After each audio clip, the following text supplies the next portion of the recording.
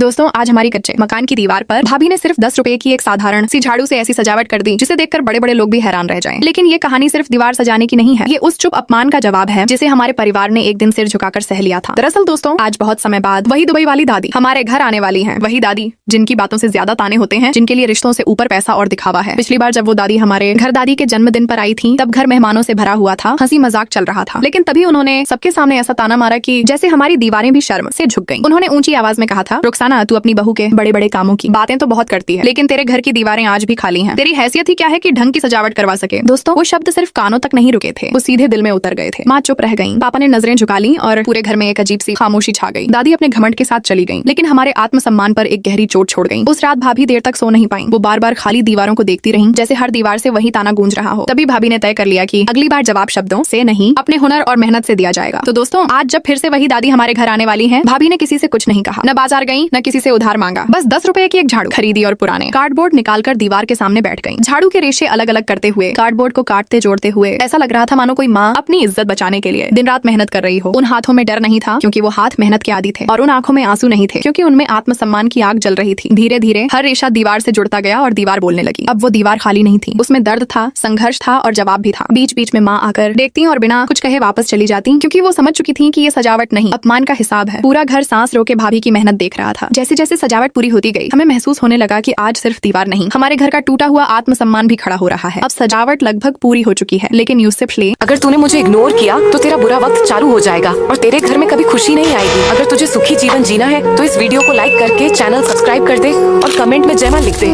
फिर तेरे जीवन में चमत्कार होगा। मंजर ऐसा है कि देखने वाला एक पल को रुक जाए। अब देखना यह है कि जिस घमंड ने कभी हमारे घर को छोटा समझा था, क्या वही घमंड आज इस सादगी, इस सच्ची मेहनत और इस हुनर के सामने टूटेगा या नहीं। आखिर में दोस्तों भाभी ने इतनी खूबसूरत दीवार बना दी जिसने दुबई वाली दादी के घमंड को चुपचाप तोड़ दिया।